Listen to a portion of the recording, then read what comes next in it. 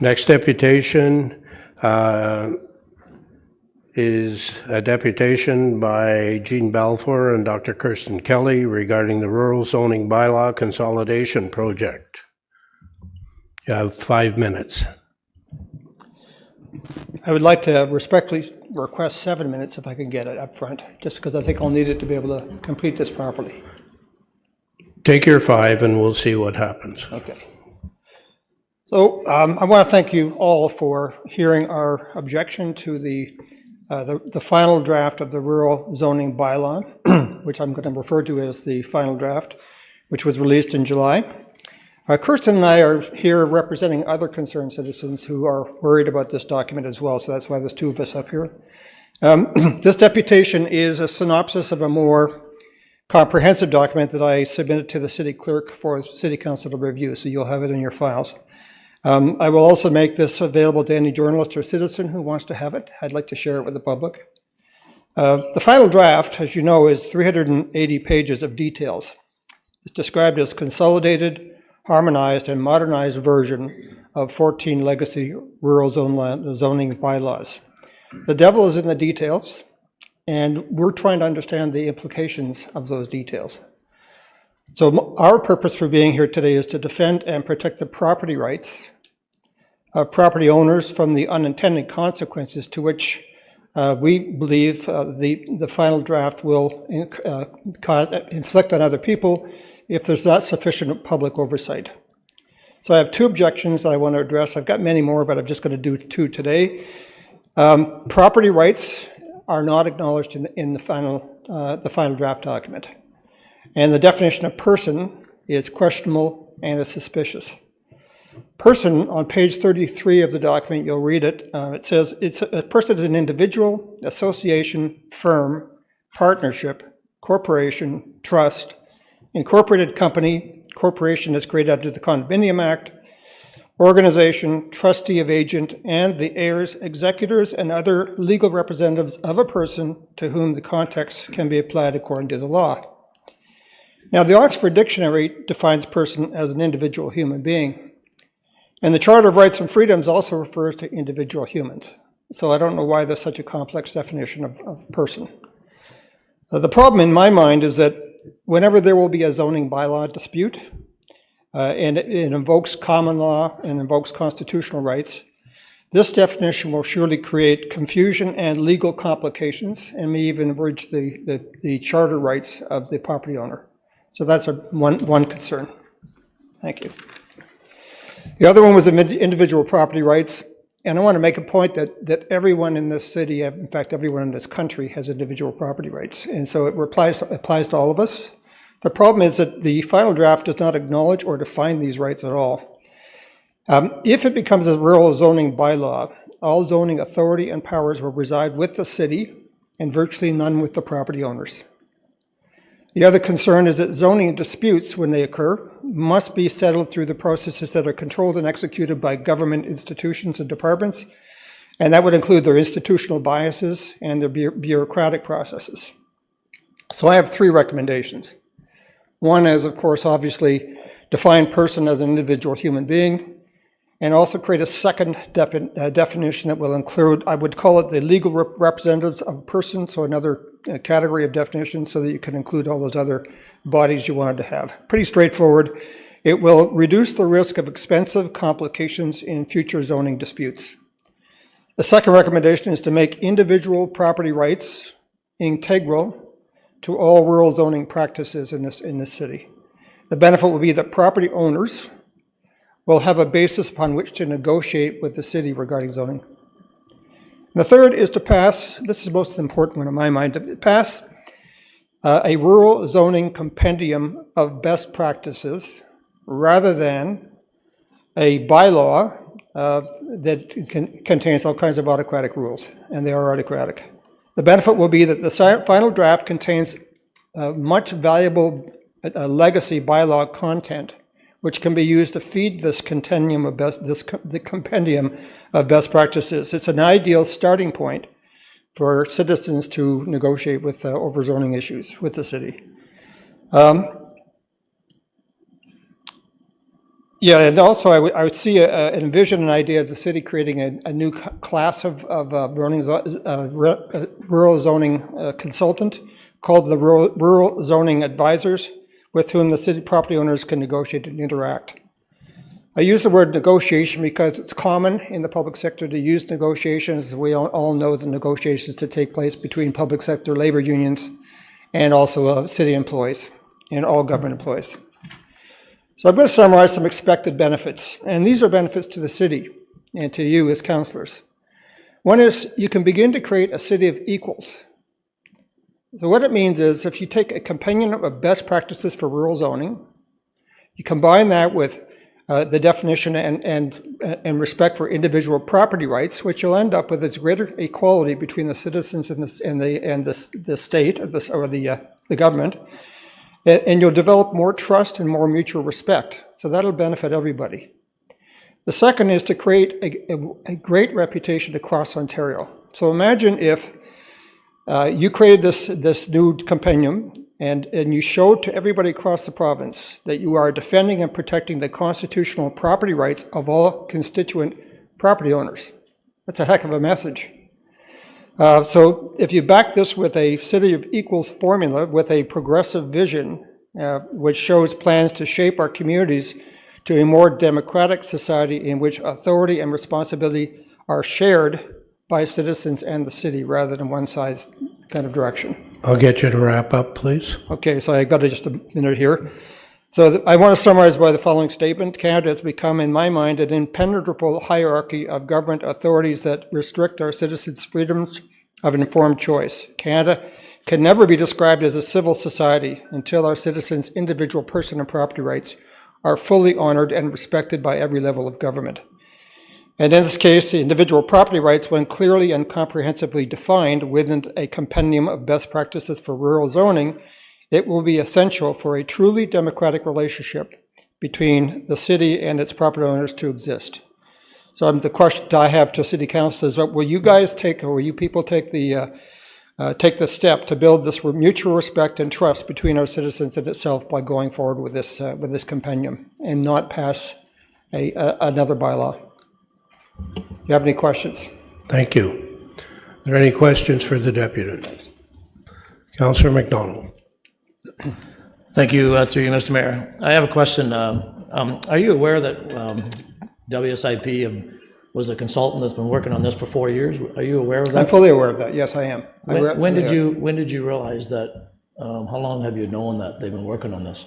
I knew about it about a month ago when I heard the first deputation here. That basically, I jumped into it, learned more about it, discovered that the document. I went into the website, discovered the document had been published in July. The final details of that document were not available till July. And of course, during the summer, not everybody's looking at Jumped In, so I wasn't aware of it. I don't look at it every day. And so when I finally became aware of it, I realized that it was August the 29th, and we were told that September the 1st was the last day to provide any feedback. So that wasn't much time for me, certainly. And then the city council granted us another 2 weeks when we asked for 2 months, and that wasn't enough time. So that's what I'm saying, that 380 pages of very complex details, charts, all kinds of other things.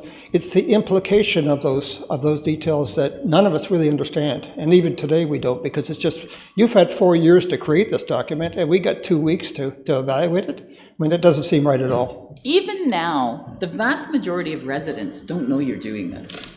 The vast majority. When I'm going around and speaking to people, going door to door, people have no clue that their zonings are being changed and being rewritten and redone, and that it will affect their futures. What was your expectation? When do you think we should have known about the details of this?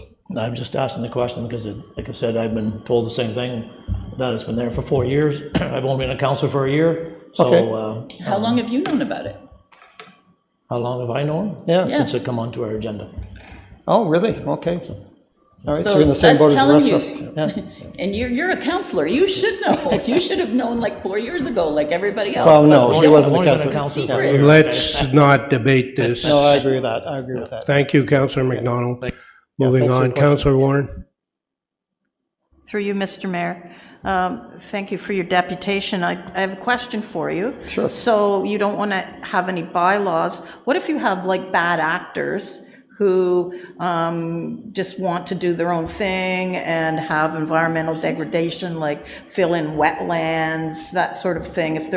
How do you expect, what do you do in that scenario when people aren't being nice and working together to bring forward change in a democratic way? You still need laws because you're going to have bad actors who do bad things. I'm sorry. I mean, in a perfect world, absolutely, but you still have to have bylaws. So that's my question. That's a perfect question. So that is a question, or was that just a statement on your part? Okay, so, well, that's what I'm about to answer for you if you'll let me do it. If you take all the work that was done by WSP over the last 4 years, and you took 14 sets of bylaws, and they've been applied to our city property for decades and decades, generations, there's a lot of really valuable content in that. If you take that content and you feed it into a compendium of best practices, so don't call it a bylaw, call it a compendium of best practices. And if you have city officials, rather than being enforcement officers of a bylaw, what they now become is a service provider to city property owners. And they can meet, sit down, discuss, have a cup of coffee together and say, this is what I like to do with my property. What do you think? Let's look at the best practices. Let's see how it fits. Let's see how it might affect our local neighbors. Let's see how it might affect and they can come to an agreement that's respected. So you talk about democracy, but it's not democracy to me when you provide all the authority to the city and give it no property rights allocation to the property owner to be able to have any discussion on a reasonable basis. And to tell me that we could go through it through arbitrary type processes, arbitration processes that are controlled by the government, that's not an option, because the government has a lot of built-in biases, and those biases are endemic to the way they think about things, and it does not provide the kind of respect to the citizen that we need to be able to talk and deal with these issues in a responsible and in a fair way. So that's my answer, unless you had a question for it. Follow up? Laws are brought in to protect property owners. So if somebody is not adhering to the way things should be, and you've got neighbors who have issues with the bad actor, how do you deal with that? You really haven't answered the question about all right, well, how you deal with that. Let me give you a real situation, a real example. So I moved into the city of Kawartha Lake 7 years ago. I had severed 2 acres of property.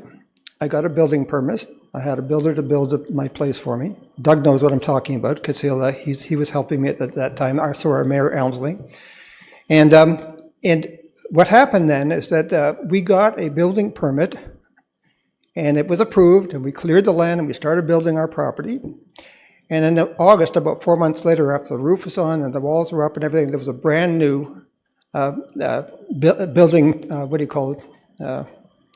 People who come on site, inspector, yeah, thank you. He came on site and he said, this is not a family home, this is a duplex. And he shut down my project cold. He sent everybody home that day. And I was without the building project going on for 3 months. Didn't even have a chance to talk to the inspector about it. No discussion. It was shut it down, and then I was told afterwards that it might take as long as 2 years to have this seen through city council.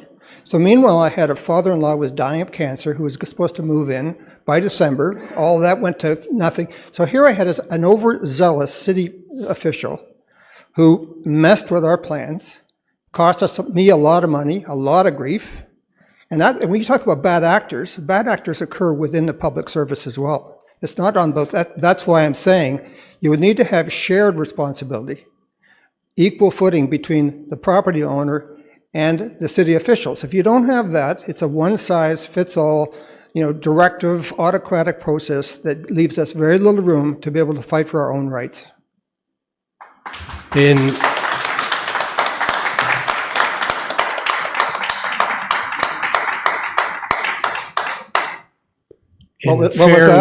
fairness, I think you should point out it did not take you 2 years. I agree. But what happened is it's because you and Mayor Latham went to the building department director and negotiated on my behalf, and we came up with a roundabout decision that made me sign an agreement that said that my property is now a duplex. It was never designed to be a duplex, but that was so I could not have been able to sell my house as a single-family dwelling at all, or put a mortgage on it, because the city would not have allowed that to happen as long as it wasn't following the bylaws or the building code. That's what I mean by having no recourse. And I suffered it personally, and that's the reason why I'm here today. Thank you. Councillor Ashmore. Thank you. Through you, Mr. Mayor, to Mr. Balfour, Dr. Kelly, thanks for coming. I know back in August when we got the extension, and I know I would have liked to have seen 2 months, but we got, I believe it was Councillor Warren actually seconded the motion, and we all agreed. At least we got 15 days, half a month is not the best, but it's better than nothing. But, you know, I do agree that we need to get this right, and there's things in here that aren't maybe 100%. I know when this first thing started, I was at the very first meeting in May of 2019 and at St. Luke's School in Downeyville. That was the very first meeting. I think Director Hollywood attest to that. That's where we all started it. But then, of course, things happened. Things were shut down for 2 years, basically, and a lot of the rural people and the part-time residents never really did get. You know, some of them are never got informed enough. You know, you can't lay the blame all on them, but to be fair, you know, we didn't really advertise it that much, but we all want to get this project done, but, you know, I think it's imperative that we get done, but we have to do it right. And, you know, I don't want to be mired down in appeals for years. And as you pointed out, these are government appointed agencies that, you know, may take a while to get your appeal through. But just a quick question. You mentioned about property rights, and I think that's important, but we live in a constitutional monarchy, not a constitutional republic, so sometimes a constitutional monarchy, like, it could be kind of a little different as far as property rights go. Like, in your opinion, can we sort of entrench this? Can this document be more individual oriented for your individual rights? What would you propose that we do to change it, to make it more friendly for the individual to entrench their rights, especially property rights? Thanks very much for the question, and it's a good question. The larger document that I've sent to you is about 8 or 9 pages long, which is why I couldn't have presented this in the 5 minutes. In that, it makes reference to constitutional law, but also common law. Common law has been practiced in this country since the day it was created, and it goes back to generations. And where we see property issues being handled, it's being handled not in a constitutional document, but it's being handled under common law.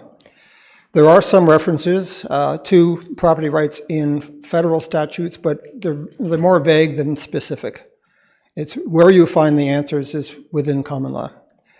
Now, that's part of the problem, is that if you go back to the 1982, when they developed the Charter of Rights and Freedoms, so there was a battle between the premiers at the time and Trudeau Sr., who was Prime Minister. And at that time, some of the premiers wanted to include property rights in the document, in the Charter of Rights and Freedoms. But Trudeau and some others refused to let that happen because they were afraid it would open a bag of snakes.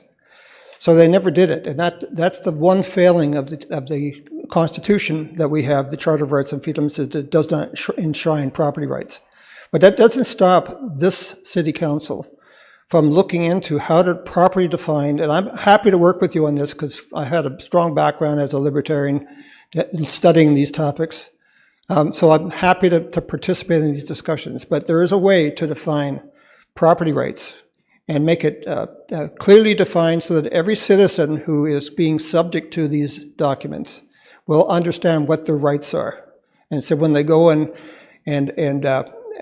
negotiate, let's call it, with the city representatives on zoning, they'll know where they can, where the room is that they can put their arguments. That's important, and very important for democracy. If we don't do this, then we're not giving those kinds of powers to the city, to the people itself, as the powers are becoming too heavily weighted in favor of government institutions. Thank you. Thank you. I have a motion to receive the deputation on the rural zoning bylaw consolidation project and the supporting correspondence, and that this recommendation be brought forward to council for consideration at the next regular council meeting. Councillor Perry, Councillor Joyce. Thank you. All in favor? And that's passed. Thank you for coming today. Thank you very much. Bye.